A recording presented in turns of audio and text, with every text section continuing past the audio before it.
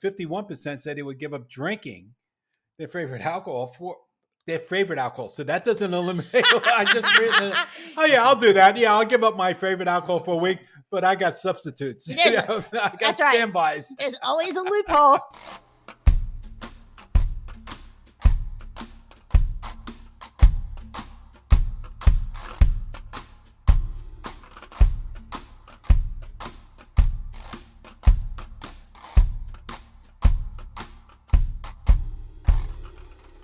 Gdayall, and welcome to episode 33, chocolate. God. One of my most favorite topics. Welcome to Phil. And so, Phil, milk or dark? What is your favorite? Dark. Dark? I'm a dark person. I like the dark chocolate. I like it too. Yeah, I find that the milk chocolate is tolerable, but a lot of times it's way too sweet. That's don't make it the whole way through. Yeah. I actually do remember Nestle released an Alpine bar. It was the first white chocolate bar I remember. Mm. And my mother and I went, "Oh, this is good." And we ate so many of them, I can't really eat that much white chocolate. So then I've gone back to, I used to always like the Hershey's Special Dark.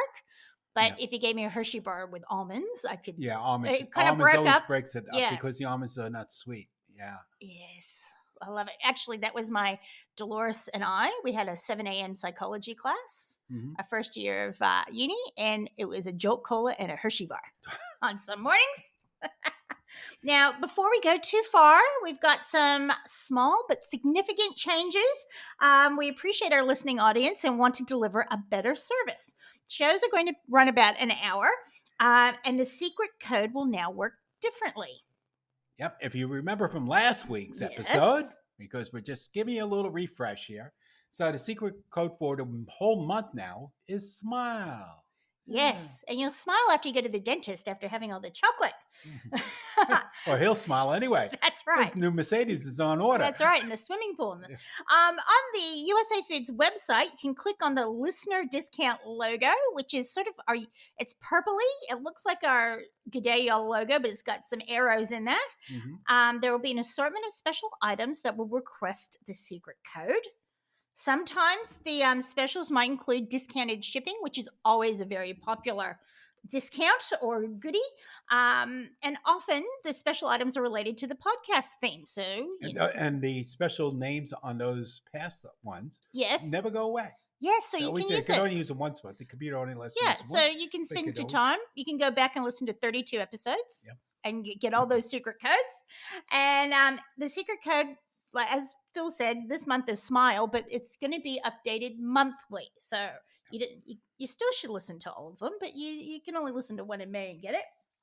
Yep. And so just to wrap this a little bit up, so not to bore you anymore, just remember to share with us, engage with us, go on to our podcasts at usafoods.com.au, send us your comments, etc., or even on YouTube, you could do that. That's right. Oh, and we almost forgot. Buried amongst the podcasts, there's going to be, on some of them, a short window promotional item. So you're going to have to listen carefully because we don't know where it's going to be inserted. The item will be specific with a deadline announced and applied. Yep. There we go. Okay, let's keep on. That's right. All right. So back to the content. Right. What are we talking about today? Chocolate. Yes. So U.S., and like everybody else, loves chocolate. That's right. We got chocolate for the holidays. I think they even invent holidays for chocolate. Yeah, Valentine's Day. Yeah, probably. That's one. And there's something, 35 million heart-shaped boxes or something are sold on that day. Oh, yeah, and they even like to make the mini ones when you're in school and you've got a crush. Mm-hmm. So we're talking about innovation and some regional favorites and the big multinational companies, and chocolate versus sex. Well, there is a This chocolate. is a family show. Well, we're not going to get into the mechanics of the other, but maybe chocolate. But there is a dessert, which I do love. It is better than sex. And it's a chocolate cake with chocolate everything. So there you go. Oh, okay. All right. That's we're going to keep it clean. Okay. Yes, sir. All right. So let's continue down the Hershey Highway. All right. Now. We're talking about chocolate, right? Sweet baby Jesus. Okay. I swear to God. Okay. So I had to get that one in there. I know, and I'm just horrified. Right. So let's get to back to some decorum here. As a joke, I was looking around because Thomas Jefferson has starred in so many of these things. Because what did he do in France besides have a good time? I'm not going there because I just mentioned what he. Yeah, I'm not. Yeah. Still, All stop. right. Right. So Thomas Jefferson, told John Adams that hot chocolate would surpass coffee and tea to become the favorite beverage of Americans.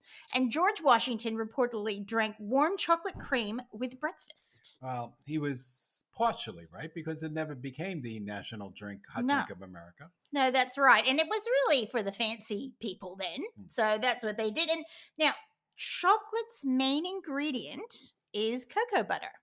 And it melts at body temperature. There we go, back to sex Back again. Doesn't have So to be. it melts in your mouth. It melts in your mouth. So that melt in your mouth sensation right there on your tongue is very hard to approximate with other foods. So maybe that's just like why it's a bit heavenly. Mm-hmm.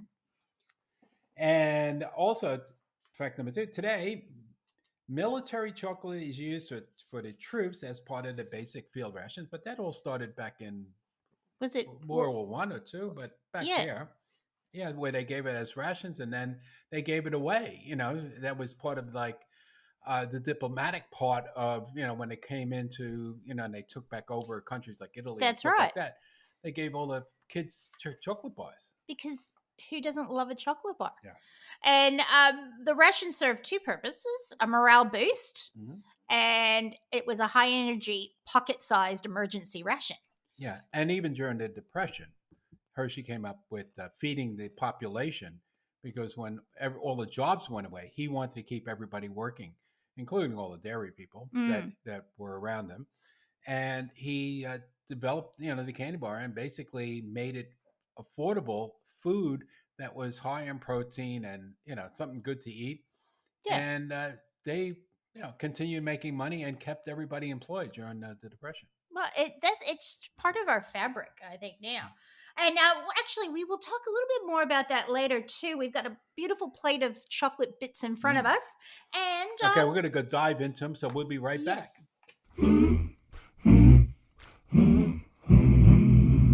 Okay, we're back from our break, and we just divulged in a bunch of chocolates, and Barbara had a fast break. I did. And that lasted about 22 minutes. So now we're going to talk about chocolate versus sex. Excellent. Six. How do they say in New Zealand? 66. 6. No, I only want 6, not sex. Thank you. This could go poorly. Okay. I'm not sure. I apologize ahead of time. So chocolate consumers say they would surprisingly give up many of their favorite things for the chance to win chocolate for a year. But they don't give up these things. All the things they ask for is like a week or a month. They should give it up for a year. If they're getting chocolate for a year, it should be takeover. Right. 51% said they would give up drinking their favorite alcohol for their favorite alcohol. So that doesn't eliminate. I just written. Oh yeah, I'll do that. Yeah, I'll give up my favorite alcohol for a week, but I got substitutes. I got standbys. Right. There's always a loophole. There's always a loophole. And 48% agreed they would give up makeup for a week. Now, wait, hang on. So how many men are wearing the makeup? So this is 48%. So, and with COVID, everyone gave up makeup for like a year. Yeah, I gave it up. Yep. Okay. And 48% said they would give up social media for a week. That could be a pleasant thought. That could be. Yeah, I mean, all these people hacking you and wanting things from you and annoying you and princes from Nigeria messaging you. Can I just say, I don't think these people are Catholic because like Lent. Yeah, you're supposed to give it up for a month. 40 days, yes. And 28%, this is very low, even agreed they'd give up sex for a month. Did they give the age breakdown on that? I think so. Well, tying into that, chocolate contains a natural mood-modifying component, PEA, or phenethylamine, a substance that also increases in the brain when we fall in love. When we fall in love. Okay. So there goes that box of chocolates and some flowers on that first date. So chocolate is an aphrodisiac. Yes. Imagine having chocolate and oysters. No. I can imagine having oysters and then a meal in the middle and then chocolate mousse or something. So it's an aphrodisiac by virtue. There's three different things: smell, yes, taste, nice. Yes, and then the feel, like you talked about before. With the cocoa butter. Okay. This is definitely could get in trouble. Eating chocolate actually produces a similar brain chemistry to that of being in love, which we sort of said before, but it does. So when you're a bit down, you grab chocolate. Yeah, why not? Yeah, I do that. I do that chocolate too. and then peanut butter. Yeah, or both. Well, my friend Zaina and I used to have this thing. If we get dumped, it was a Sara Lee chocolate cake and a fork. That was it. Like we'd have the whole cake, and we'd just sit there and watch something and make us cry as well, and just eat it. We felt better by the end of it. If you notice, if you're listening, that banging in the background has nothing to do with us or the chocolate. No. It's next door where they're building. Yes. Our neighbors are renovating their house, and we love them, so we're happy to have the interruption in the middle of this. Okay. Now let's talk about consumption. Oh yes. So consumption. We understand, Homer. After all, we are from the land of chocolate. The land of chocolate.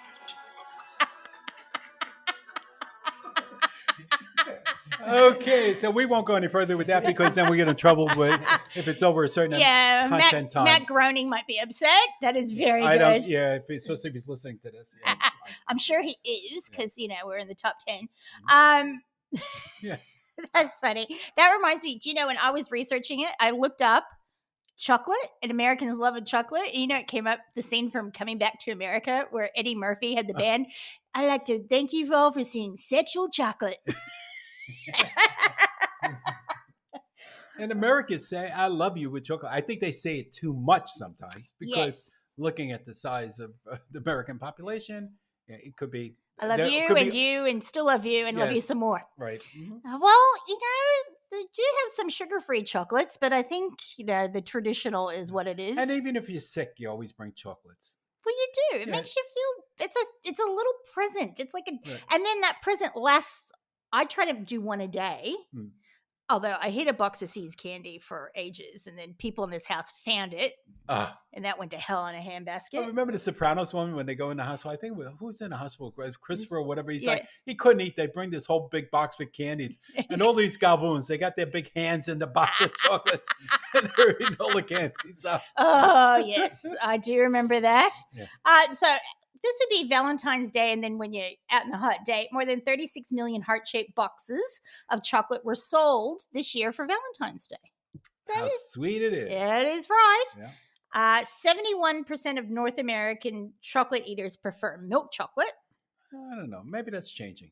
I think so, too, because, not that if we're shoving chocolate in our mouth, you might want some more health benefits or think like it's not as bad if I'm eating dark. Because it is. Dark chocolate is healthy for you. It is. Antioxidants. It's just the amount that you have it. Yeah. And 22% of all chocolate consumption takes place between 8 p.m. and midnight. That goes back to our 2.0. Chocolate versus sex. Yes. Okay. And more chocolate is consumed in winter than in summer. There's for good reason for that because it melts in the summertime. That's exactly right. Yeah. Now, there's also chocolate drinks. So there's another way we consume them. So chocolate milk. Do you know, years ago when the kids were smaller, we went to Disneyland. Got off the plane, went to Disneyland that first day, and we sat down at a restaurant so that we'll eat first. And they blew the kids' minds that on the menu for them was chocolate milk. Wow. They're like, chocolate milk, because they don't serve on menus here. You don't see a glass of milk, and you don't see chocolate milk. Well, at home, I never noticed that. Well, because the kids. I don't drink chocolate milk. That's right. But I remember going out to dinner when I was a kid. I'd either have a Shirley Temple or a chocolate milk, and so it didn't ever occur to me. And they had so much chocolate milk and root beer. But so there's that, and something magnificent, the brown cow, which is a milk. Not a milk. It's a root beer float. With chocolate ice cream. And we have a chocolate soda here. Yeah, with a cocoa fizz. Yes. Chocolate soda made with pure cane sugar from Rocky Mountain Chocolate Factory. That is right. If you're brave enough, we can crack that puppy and have a sip if you want. Just having coffee. Come on. Come on. Later. All right. Okay, we'll make Brendan try it. Yes. Yeah, make Mikey try it. I guess it'll go good putting some milk in too, then be like an egg cream. Yes. Ooh, we might try that before you head out. Yeah, where we are. Hello, chocolate. Hello, chocolate. For thousands of years, chocolate was consumed only as a beverage because the Americans didn't know what to do to it. Yeah, so the Americans came up with making the chocolate bars. Really? Was you? No, really. I thought Well, it they was had European. like chocolates, but making a Milky Oh, Way, like a Milky Way. Yep. you know. Yeah. And I was looking at ancient, like chocolate in the colonial times. It didn't sound that good. Like I'm sure Mr. Jefferson and Mr. Washington had the whole thing, but people used to sort of boil cocoa beans. Yeah. And it'll make be this grainy and stuff. Yeah, and they made like a tea. There was no sugar added to it because Right. sugar was new as well. Well, probably the closest thing to that still is, when you buy the package that we have from Mexico of the chocolate, and that chocolate's like rock hard. Yes. And then you got to put it into a pan with hot milk And cook it that way, and that comes out a bit grainy, but that's just the texture of the. That's right. Yeah, So and that's the probably abuela. more like the original one. And but they knew it was good for them, and it was exotic because it was different. And then sugar came over, and then that changed. Yeah. Now the whole best thing. hot chocolate I have ever had, okay, was a Mexican hot chocolate. Mhm. We're in the great city of Chicago. Nice. Okay, and we went to Rick Bayless's restaurant. Ooh. Okay, we were at the time before they got sold out. We were buying stuff from Rick Bayless, and the sales manager took us there for breakfast. And I had the hot chocolate. He said, it was unbelievable. So it was the hot chocolate with the chili and the whole. Yeah, I don't know Mexican. what was in it, but it was just superb. Yeah. So next time I go back to Chicago, I'm back to Rick Bayless's place. And then I'll be jealous, very jealous.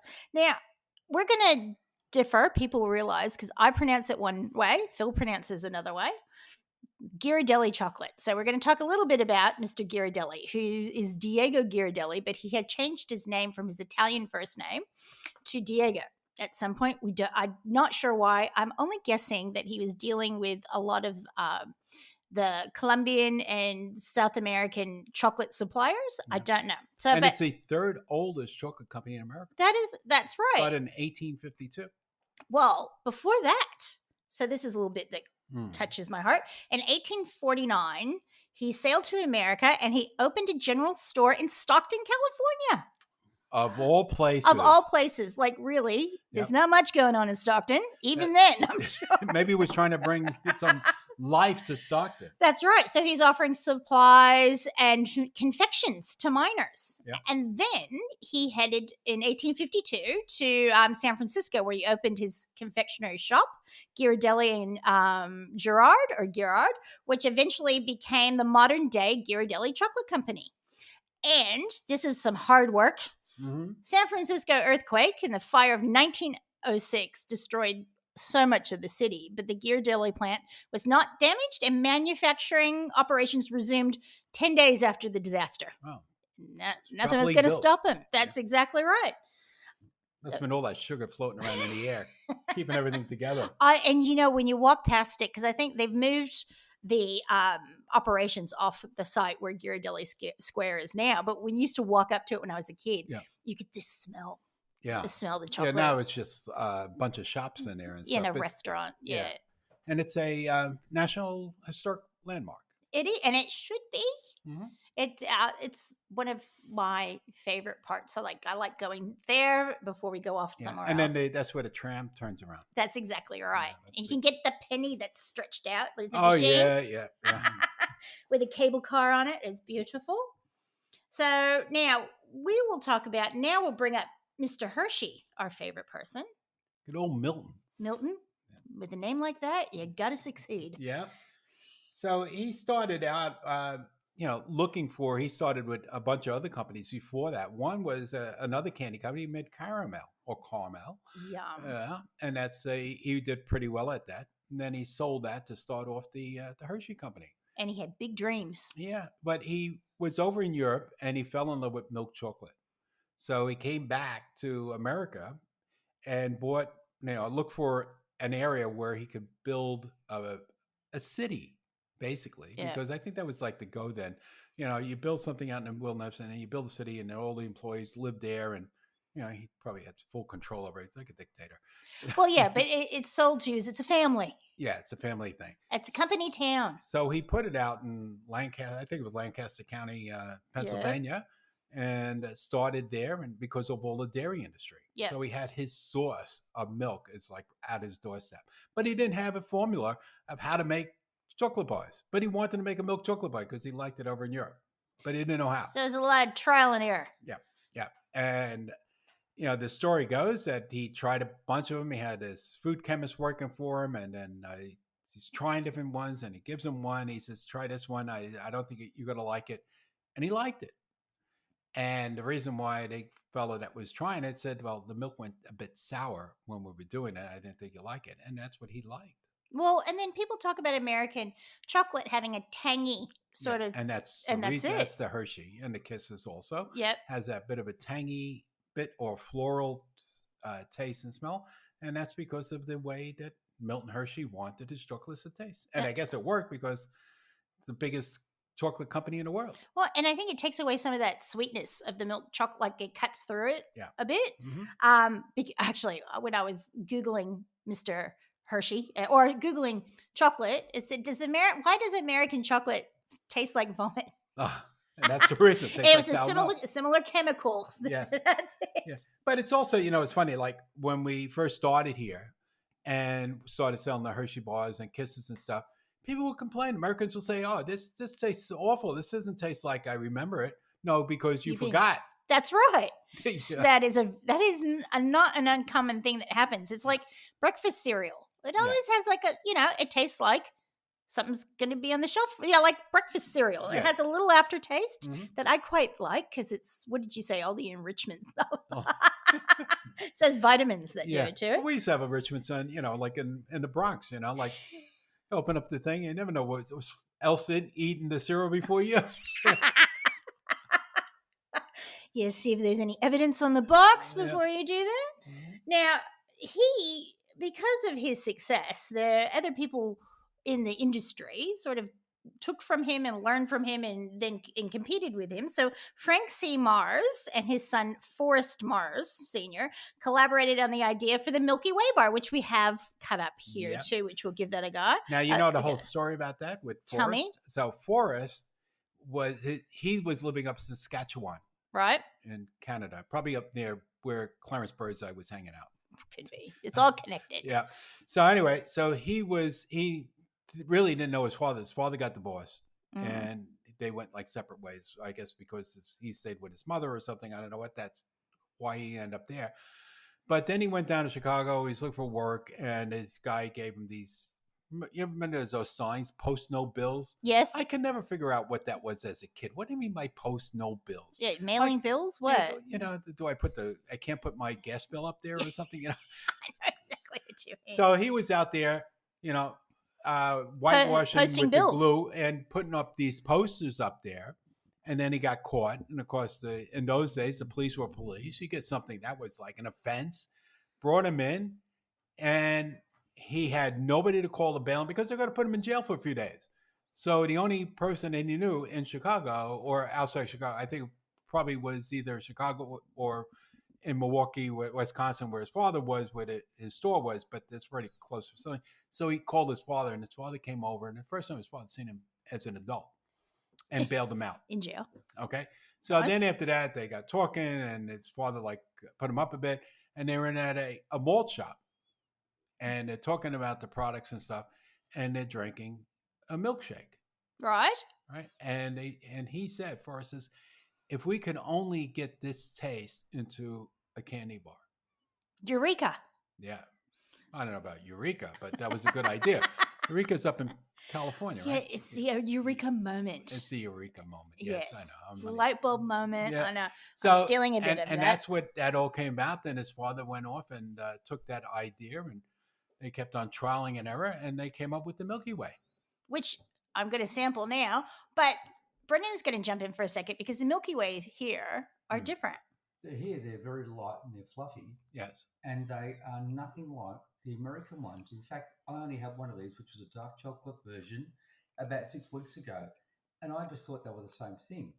So the Milky Way in Australia is nothing like the Milky Way. And if you have a bite of that, which I just did then, it does taste like a chocolate malted milkshake. They absolutely nailed it. Mm. So the audience should go and try what it is, because it's not the little blue Australian bar that we recognise and think it's the same name, different product. Because that's kind of like a Three Musketeers, Yeah. the American or the Australian Milky Way. Because they made it to the Australian taste over here. But when he did that, the thing was he's competing against, he's just a small company. They were buying their chocolates from Hershey, the raw ingredient. So he was buying from them, using that. And then all of a sudden he comes up with this candy bar with this whipped nougat inside of it, bigger than a Hershey bar for the same price. And people naturally say, wait a minute, why am I spending a nickel on that one? And look how much bigger this one is, and it's still a nickel. But it was cheaper to make because he didn't have all the chocolate inside. He just had all this air. That's right. Yeah. And that was the start. And then his son was, wanted to expand the company. And he said to his father, he says, well, we're buying it from Hershey. He says, well, Hershey's our supplier. He said, Dad, no, they're not our supplier. They're our competitor, because he wanted to continue going east, And so that's when he wanted 30% of the business. He got pissed off at his old man. He left, as they do. Yeah. Yeah. He went. Does happen. Yeah. He went over. He went over to Europe, hanging out over there, and his father died at 50 years old of a heart attack on the floor in his office. So he came back. He didn't know that until like 2 weeks after, because of. You have to get a letter. You have to get a letter, right? And had to go by the Queen Mary or whatever. Yeah. So he didn't know that, and then he came back, and he didn't have the money because he didn't own the business, because it was his father's business. So he went and he had to get money, and he came up making another candy. Mm-hmm. Okay, and he went to Hershey's and said, "What do you think it is?" And he took out of his pocket a tissue with these candy coated little chocolates. And the guy says, "Oh, these are colorful." And this is the chief financial officer who just got dudded by Mr. Hershey, because Hershey decided to retire. And this fellow's been with him all the time, worked with him throughout his thing, and looked after the company, thought he was next in line to get the chief position. Nope, gave it to somebody else. So he wasn't too happy. Yes. Well, this would be the time to maybe break out and change a few things. Well, sort of, but he still needed the chocolate, so he gave it to this guy, and that's how he gave him an M&M. But it wasn't an M&M then; it was only an M. Okay. So what he did was, being a good, smart guy, he says, "Okay, here's the deal, right? He still needs that chocolate from Hershey, the raw ingredient, and he wants to make these and compete against Hershey." Yep. But I think his name was Miser. I think you're right. Yeah. Well, he might be the other end of the M. Yeah, he's the other. Well, Mars and Miser. So what he did was, he says, "Hey, look, here's the deal. Your son is going to have 25% of the company and be the chief whatever." He gave him a title, probably not to do anything. Okay. You know how that goes, right? Yes. Yeah. So he gave him, and that's how M&M came about. And then he had enough money from that just like took off, sold to the military. They did it in tubes originally. Yes, I saw that. Yes. Yeah, because it didn't melt in your mouth. It melted in your mouth, not in your hands. Yes. Okay. So he made enough money for that to go buy the rest of Mars and take over Mars again. Oh, that's fantastic. Yeah. Well, there's always an underhanded thing somewhere in all of our stories. Yeah, but this kid, if it wasn't him hanging up those posters and getting arrested, he'd be still up in Saskatchewan fishing in, an ice fishing. Well, he'd be expedition. dead now, but yes. But that's what he would have been doing, There'd be no Hershey bars, yes. or no Mars bars, M&Ms. And then H.B. Reese, he worked as a dairy farmer and shipping foreman for Hershey's, launched his own candy company in 1923, and 5 years later introduced Reese's peanut butter cups. You mean that all the commercials that we saw as a kid wasn't true? Which was? Which was remember the little cartoon commercials that one guy walking with a Hershey bar, and the other guy with a jar And of they peanut run butter. into each They other. run into each other. That didn't happen. Oh, God, I'm so sorry. I'm gonna have to go to a strike now. You're gonna have to have therapy. Yes, I can't handle this. My No. whole childhood It's ruined. It's all a ruined. lie. It was all a lie. And guess what? Mikey didn't like Life cereal either. What? But do you know, I have my own version of chips and salsa, Yeah, which is that has nothing to do with chocolate. no, it does. Yeah.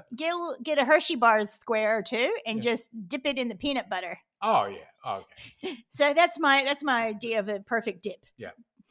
Now thinking of, you just got me thinking about with Mexican, because the Aztecs brought the chocolate here. Yes. Okay, it wasn't for the Aztecs. We have no salsa and no chocolate because the Aztecs all did that.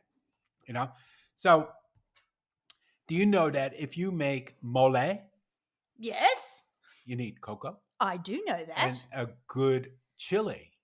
You need cocoa. Cocoa. I That's put right. Hershey's Mhm. cocoa powder in it. Yeah. Put a spoonful in. So anytime you're making a salsa, like salsa means sauce. Okay. So not your traditional salsa, you're dipping Yeah. salsa, but if you're making like a mole or whatever, you need a spoonful of unsweetened You chocolate, do. cocoa. It adds richness It to has it. richness and changes the color too. It makes it like a maroony red. Yeah, yes. And I won't get onto that, but that's often how the idea of the original red velvet cake happened, was the cocoa powder. Ah. Sort of reacted with the baking soda Mhm. and And it rusted out. well, pretty much. Yes. So, and then chocolate bars soared into popularity during the 20s. And there's so many things, peanut butter, so many things we've talked about. Yes. In the 20s, they really had to innovate and bring things to people. And as you mentioned before, the candy bars were important because it was a meal. Yes, it was a meal. It was feeding Yeah. the poor. So all of these, so we have Mr. Gdayall, we have Mr. Hershey, Yeah. Mr. Mars by 2, Mhm. and Mr. Reese. So those are the big names in our history of chocolate. Yep. But they also helped The little guys. And that's right. And feed the people Mhm. that were, living out of soup kitchens or in, what was like in the little shanty towns that people had to come into. Yeah. But the Americans with their, Hershey, etc., to feed the poor and during the Depression, and to feed the soldiers and all that. That was our version of they innovated to do that. You know what the Yeah. Brits did? You know what their innovation was to feed the poor? I'm afraid what? Stout. I'm serious, stout. Well, that's more fun. Yeah. But that was the thing. Well, that's sort of a chocolatey beverage. Yeah, but it was a Well, nutritional that's right. thing. It's iron and lots of iron in it and grains, and it was good for you. And then you forgot your problems too if you had too many. Okay, so let's get on to the box chocolate people. Yes. Well, and this is a whole nother section. So Yeah. special things happening. Christmas, it's better than the fruitcake. Yep. That one fruitcake. Exactly. Well, you talk about Whitman's already with the little box, the samplers. Yes. So we go. So Mr. Whitman is probably the most famous. And he had a blimp too. He did too. Yes. That's right. I remember that. Now, I was saying to Brendan earlier, my family were a bit of a box chocolate snob sort of thing. Uh-huh. Well, and because we're in the right area of the country, Mom was like, "You're not having Whitman's, we'll go get C's." Yeah. But we'll talk about C's in a minute. And Okay. then what your mother Yeah. really enjoyed. Russell Stover. Yes. Because it's came out of Kansas City. And there's the relationship with my sister being there. They used to go to the factory, blah, blah, blah. And then whenever she went there, she always brought back, they went to the factory and got all the seconds and bring back loads, like 48 pounds of chocolate, That had a little crack in a big deal, I like her style. It all goes down the same way, Well, and just going back to the Whitman's, even though I never had Whitman's, it's true. The empty boxes, so it's a yellow box and it looks like a cross stitch Yes. Whitman's on it. They can still be found in desk drawers. These are the old ones too. Cupboards, attics. I'm sure there's sewing supplies, recipes, baseball cards, buttons. Yeah, everything goes into them. And it's like a Cassette tapes. That's right. Yes. It's a part of American life, sort of like the little Danish cookie tins. Yeah, I that know has we're stuff jumping in back it. and forth, but, Russell's wife, Yes. Russell Stover, Yes. you know why they call her Russell? Because Clara, Clara Stover? You know, you having Clara Stover candies? But the original name was Mrs. Stover's. So she did get in there at the beginning. Then he took over. Of course. Mrs. Stover's Bungalow Candies. Bungalow. Well, We if had they- Bungalow bars last week. Well, yeah, and if they started it in a bungalow, because C's actually started in a bungalow in Southern California. Now here, I'll give you a little thing since you're a California girl about C's. Something maybe you did not know. So in I Love Lucy, Yes. they spent a half a day at the La Cienega Boulevard store Yes. on how to dip chocolate for one of their shows called Job Switching. And that's the one where she's trying to move the chocolates, wrap them, and she can't, and then she's shoving them in her mouth and down her top. Yeah. And I actually saw a little doco on a factory in Los Angeles, and they said, they have a cardboard thing that they put the chocolates on. Yep. He said, the whole reason we do that, he goes, have you seen that I Love Lucy episode? Where she can't grab them this way, they can grab them and move them on. So that would have been a good one to practice. Yes. Now, something else about C's. Do you know who owns it? Well, I know who owns it now. Yeah, it's good old Warren Buffett. That's exactly right. And his buddy. And Charles Munger, his partner, they paid $25 million for it and have made over $2 billion out of it and started other businesses and funded through it. Yes. But Mr. Munger has a box at the press conference. He's had a box of their peanut brittle, which my stepfather Herman loves. So peanut brittle's sitting there, and I think he eats a box a day. I don't know. Well, between him and Buffett drinks cherry Coke every day. Just He about. had one sitting next to him when I He saw always said they were on TV last night because they had their little powwow on CNBC. Oh, yeah. So he's drinking that, and the other, what's his name? Munger is drinking Diet Coke because they got such a big influence on That's Coke. because he's got all the peanut brittle in there too. Yes, but I just want now we're talking about the Yeah. box chocolate to finish out the box chocolate. Oh, yes. Okay, so Forrest Mars, Mm, he named a company after his mother and opened up a new company yes. called Ethel M. So if anybody has I been to think- Las Vegas, they Yeah. know of Ethel M. And that's- in Henderson. Yeah, and he made it very popular in Vegas and parts of California, Southern Cal. Okay, Ethel M. chocolate. I think I've seen that. and that's because his mother's name is Ethel M. Oh, Mars. that's lovely. Yes. They have some unfortunate names in that family. So do I. Hmm. Although I have to go back to one more thing with C's. They make over 1 million pounds of candy specifically to give away as samples. And the part of that, Come on, never get any. well, you need to. If you go in, Oh yeah, I know you go in there. They you always go give you a in, little they go, something. would you like a sample? And they don't cut it up. They give you a whole Yeah. sample. And they do that because it becomes a happy habit. So, and I know as a poor student, Zane and I have been known to go into the local C shop. Yes, we'll have a sample, and then we buy 2 lollipops each as we walk out. But it's a nice thing that keeps people coming back. Because you feel bad, you've taken a sample, so I might as well get a box. And speaking of C, also with C's, Yeah. you know who worked there Who? and met her husband there? Who? Cher. Are you kidding? Yep, she made. Sonny and Cher worked at C's? Yep. No, only Cher. And Yes, Sonny- and then he was a... yeah. So she worked at C's, and they met in 1962. So, and then she quit that job to become Sonny Bono's housekeeper. I don't know. housekeeper in air quotes, Yeah, housekeeper. keeping house. Mm. I can't imagine her in that little white C's uniform though. Well, why not? Okay. All right, so let's move on to regional favorites. Okay, so there's And some we talked about a few already. Yeah, we have, and Mr. Buffett made the thing with the C's candy doesn't make it all over. Mhm. They try, but it's a regional taste. Yes. So a niche market, and some of these candy bars are just niche. Niches, yeah. Yeah, so there's Kentucky. It's the one called the Blue Monday. It's a thin chocolate covered square, and it has like the pulled cream and it's sort of chewy. But the name supposedly comes from a traveling minister who loved the candy, claiming he needed one every week to get through his Blue Monday. That's also a song. It's true. It's also a little bit Yeah. dramatic. By the Fat Man, Fat's Domino. Yeah, now also just with brief note, we keep on going on tangent. We're trying to keep this like a half an hour. That Yeah, doesn't Brendan work. keeps pointing at us, Yeah. and we're like, we're on a roll. Shush. I remember when I worked for Irving Trust Company in New York. One Yeah. of the fellows just went down to the Kentucky Derby or something, came back with these chocolates from Kentucky, only made there in one little area, right? Filled with Kentucky whiskey. Oh, that was good. All right, let's move on to Iowa. Iowa, the Twin Bing. Okay. Well, actually, the Palmer Candy Company makes it, but we carry Palmer Candy. Yes.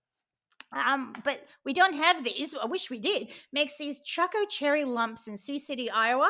Inside each package are 2 bowls of cherry cream, which is nougat and fondant, covered in a mix of chopped peanuts and a chocolate compound known as hash.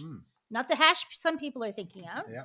No hashed potatoes. No. Because that's next. That's in Idaho. You have the Idaho Spud. We had to have that. And they are good, too. They're ugly, but good. It's like they substitute the potato for marshmallow. That's right. And it's got cocoa on the outside. And so if you open it, it looks like a potato. And it's flavored with vanilla and cocoa. And it's yum. Actually, it says it's thickened with agar, which means if the chocolate's dark chocolate or cocoa, vegans can have it. Oh, okay. Because that is not gelatin. Old-fashioned gelatin. That comes from the Tijuana plant. Agar. It's That doesn't come from agave. It comes from seaweed. Oh, agar is seaweed? Agar is seaweed. It's double. I thought that was a misprint there. No, it's double. So when you type misprints on the rundown, Phil. when you type out, didn't it think say, "Oh, you got double word or something"? Yeah, he would have got a little red one. And in Tennessee, good old Tennessee, the Goo Goo Cluster. We had that also. Messy piles of marshmallow, nougat, caramel, roasted peanuts covered in milk chocolate. Yum. Peanuts and nougat and caramel. And then in Florida. Yes. I'm going to Florida. Okay. As the coconut patties. I had those as a kid. I brought them in not that long ago, and nobody else bought them, but I love them. They're a little thin thing of coconut that is colored with different stripes on it. Yeah. And it's just I had those. I like those. Yes. Obviously, I didn't buy enough. I need to do that. Yeah. Well, this one here says it has dark chocolate on, but they also have the plain one. So I brought back the plain one. Maybe I should have brought the chocolate one in. Oh, well, we'll do. And I love the name of this one from Wisconsin, the Malty Melty. It's a small brick wrapped in an Art Deco design and is chocolate on chocolate, whipped chocolate with a heavy dose of malt enclosed in a milk chocolate that sounds shell. Good. I like malted. Yeah, I like malted milk. The malties and stuff. Yeah. And then the Missouri. You're going to show me? You could pronounce it. The Valo milk, right? Valo milk, yes. I love this. It's so good. Do you want to say it or do you want me to? An accident. Yeah. Supposedly caused by a drunken employee. The best kind. Yep. Created running marshmallow inside these chocolate cups in 1931. We no longer said explode because of the TSA. So I think they explode the marshmallow runs out. Yeah, just like pang. Yeah. And the West Coast, the Abba Zaba. It's a thin sheet of peanut butter encased entirely in vanilla taffy, creating a strange but satisfying mashup. Yeah, I could just see it getting stuck in your teeth. The dentists love that one. Yeah. And then California, we got the Rocky Road, which everybody's really familiar with, especially with ice cream. Yes. Well, yeah, and this is Annabelle's Rocky Road. Yeah. So it's so good because it's and that chocolate's so fine and thin on it, and it's just perfect. That's right. You can see the marshmallows peeking through. And it's really soft marshmallows. Yeah, I highly recommend when those are in, grab them. And Newman in the Big Hunk. The Big Hunk. Newman. So, a slab of nougat embedded with peanuts. That's it. Yeah. Yum. And Ohio, of course, they got to have the Buckeyes. Of course. But, a real Buckeye is poisonous. So this one is much better because it's made of peanut butter fudge dipped in chocolate, leaving a light brown circle with a darker casing. So it looks like a real Buckeye, but it won't kill you. Right. Well, not right away. Not right away, yep. And then finally, North Dakota. We never talk about North Dakota. No, we don't. It's because nobody goes there. Well, yeah, that's a fair point. So what do we got? Chippers. That's the name of it. Yeah. Chippers. Chippers. Also known as chocolate-covered potato chips. Oh, they made that hit. Yeah. Yeah, because sweet, salty. They got the whole thing. And they might have had a run of potato chips they need to take care of. Now, I want people, if anyone in here, listening to us, have you just tried original chocolate that you like? Like I know I've found one, my mother found one in Gilroy that had involved garlic. But do you go around and try different things? Because yeah. I love going to different chocolate shops and seeing what's around. Yeah, if you go to that restaurant that's all over California and stuff in there, I think they're across the U.S. Where you get the Mother Lode, what is that one? And you walk into it, and it's like a little farm store at the beginning, and they have all these different chocolates and sodas from all over the U.S. there. I can't think of the name of this. I can't either. I've been away too long. Oh no! It's not Denny's because that's the place we go when we don't have anywhere else to go. Yeah, that's right. Or not a lot of money, and I can get the Grand Slam for whatever. Okay, so let's put this part to the end, and we'll come back with Nat Nosh.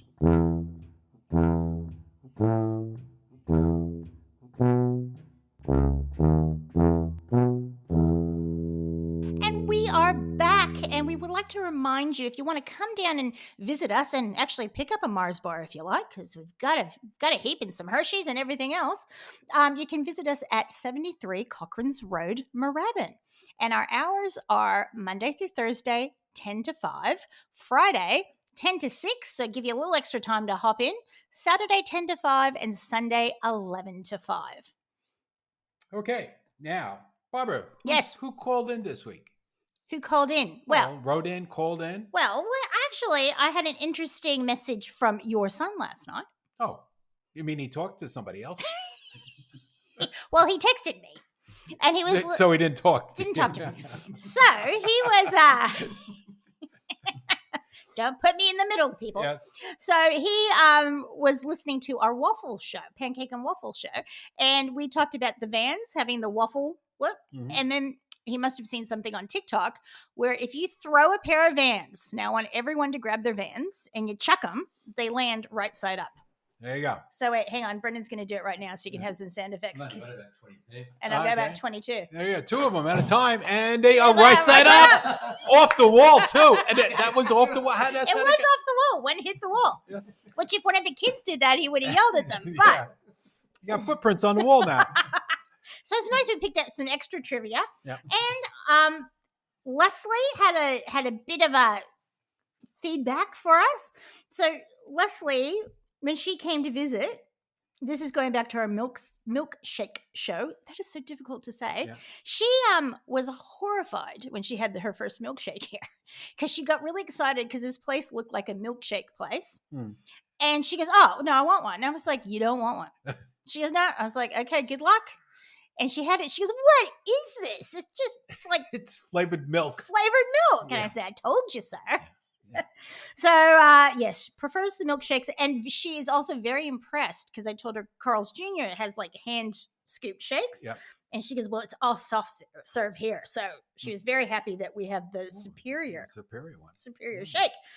And now my mom mentioned talking about strange combinations. Yep.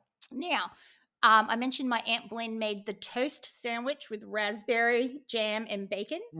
Mom had only had one that week because it's still a favorite. You should try that. I like that. No, I always eat my anything that I put bacon and syrup and jam is all like a great combination. Beautiful. Yeah. And so she was talking about, she thought it was Aunt Blynn or her mother. She wasn't sure, but would have a sandwich, white bread, buttered bread with thinly sliced radishes. Right? And then I said, to sound ostentatious again, when I was in Paris. Yeah. But when I was away, the only trip I ever took anywhere, they serve radishes with butter. So was my family, was it early fancy? I don't know. And Mom, when she makes a pot of like a ham hock pot of beans, and she said she made lima beans. I hate lima beans. That's like, you didn't make lima beans with me, but she gets lima beans and puts them on the buttered bread and has a bean sandwich. Okay. Herman doesn't eat that. Herman wouldn't. I'm sure Herman wouldn't eat that. Only in desperation, I would think. And also going to the pizza show. So we're covering everything here. Yeah. She's been thinking. With the ranch dressing in the Midwest on the pizza. She said now when they bring you your fries, they bring you, not only do they bring you ketchup, they bring you ranch. Wow. So that is now the the Well, normal a lot thing. of pubs here you get aioli Yeah. with your Aioli. Aioli. I don't know. It's I the garlic pronounce it mayo. yeah, garlic mayo. But that comes from the Swiss. That's right. Yeah. And mayo on Yeah. fries is Yeah, amazing. mayo's good. But I like to do that. I'll mix my mayo with horseradish, so it makes sort of like the horsey sauce, and then dip your fries into it. Oh, that would be good. Mom, try that. Mm. And Mom Yeah, loves... just go to Arby's and just get the little pack of horsey sauce. Just take them home, put them on your fries. We'll just steal some anytime we or can go back. Better yet, Yes. mix the horsey sauce with their barbecue sauce together. Ooh. That was my highlight when I went to Fort Scott, Kansas, because they opened up an Arby's there while I was there. And I said to my sister, I'm going to go out for lunch. I'll be back. Do you want anything? Because I know where I'm going. I know how to get there. I'll find my way. And then you're going, guys, have you tried this? And, my mom has a way of adopting servers, like waitresses and waiters. So she'll find one she loves, and then she keeps going back to the restaurant. And we always hope that we get the same table, and then they know her name, and they'll know Herman's name. There's one Mexican restaurant where they call Herman Puppy. Hi, Puppy. How cute. But so this waitress or server, I don't know what the appropriate term is, told my mom, "Oh, you're ordering that salad. Have you ever tried? You should try this. Ranch dressing and the balsamic vinegar dressing mixed together." Yeah, And she goes, "And if I'm not here, you can ask for it. They'll do it." So, well, my play on that, what I've been doing lately, is we went to Costco and bought this like big thing of like cherry tomatoes. Oh, so I've been eating tomatoes and they're nice. I cut them up, and we also have the hummus. Oh yeah. Okay, so I put that onto it, but then I put the balsamic vinegar on top of that and mix it all together, and it makes just really it just tastes good. Oh yeah, that would be magnificent. Yeah, because it takes the bulkiness out of the hummus and makes it more like a salad dressing. Oh, that is good. Okay, I'll have to try that. That's an innovation. That is an innovation. Okay. So that is it for our feedback this week. Now we're on to Nat Nosh. Oh, yum. So Wednesday, May 12th, National Nutty Fudge Day. Well, that's appropriate for here. The nutty or the fudge? No, wait, stop. No, okay. Yes, nutty. I don't like walnuts in my fudge. I would prefer another nut. I like walnuts in my fudge. Only if they're toasted. They just taste sort of like, I don't know. I don't like it. But I love fudge. And C's makes quite a good fudge, I must say. Yeah. And tomorrow, Thursday the 13th, is National Apple Pie Day. Another pie day. I saw a thing where there's a 10-pound apple pie. We have to talk about that later. Okay. I will show you something later. And National Fruit Cocktail Day. And the only time I eat fruit cocktails when you put with those little marshmallows into it and you make ambrosia. That's right. Do you pick the grapes out there? Because they're all slimy. The grapes don't translate well in fruit cocktail. That's only American. Everything in fruit cocktail tastes the same. It's just different lumps. Yes. So May 14th, we've got National Buttermilk Biscuit Day. Okay, here's my what do we call it? My event? Your rant? My rant for the week. Yes. Listen, if anybody's listening to this that has any influence on the guys that own the franchises here at KFC or the master franchisor, yes, why don't we have biscuits on the menu like they do at the real KFCs? I want biscuits, not dinner rolls. Yes, sir. I was going to put an adjective. He was going to say something bad then, but he stopped himself. Freak is not bad. You weren't going to say that. Well, yeah. Anyway. Okay, that's my rant. I want buttermilk biscuits, but the rumor is Popeyes is coming to Australia. You're kidding. I'm sure we'll get biscuits. If we don't, I'm protesting. That's right, and we should have a protest next May 14th. I'll probably make the paper, I bet you will. Yeah. irate biscuit fan goes into Popeyes or KFC, demanding biscuits. Screaming. Yes. Throwing cans of Pillsbury at them. Saturday. Let's get some decorum back. Saturday, May 15th, National Chocolate Chip Cookie Day. Every day's chocolate chip cookie day. Oh my God. You don't need a day for that. No, and they're good for breakfast, lunch, or dinner. Yeah, and with peanut butter. That's exactly right. So Sunday, May 16th. This is up your alley. It's very French. Again, I'm going to sound pretentious. National Coquille Saint-Jacques Day, which is scallops on the shell. But I was like, France is so fancy. They've got the best names for everything because we were at the market and there's all these scallops. And it said, Coquille Saint-Jacques. I'm like, I gotta what's have that? Ooh, Scallops? scallops, yeah. That's what I thought it looked like. They make anything sound good. I know, they're just fancy. Yeah. Yes. And on the 17th is National Cherry Cobbler Day. Excellent. I like cherry cobbler, apple cobbler, anything with. Oh. I'm a crumb person. Yeah. Yes, And then I love it. hot cherry cobbler. Yes. You know, like at a buffet, like in Vegas, and then the ice cream is right next to it, on top of it. Oh, cobbler a la mode. I have Mhm. never had that. Yeah. And then there's another French one on Tuesday. I'll let you Yes. get for this one. What? Well, my rundown's been stolen by a National producer. Cheese souffle. Oh, It's a yum. souffle day. Souffle? Don't close the oven. Bang. Yeah. Yeah, if I make a souffle, which I have made Yeah. once, Brendan can't be in the house. Because his walking down the hallway will flatten a souffle in a minute flat. Oh. Banging doors.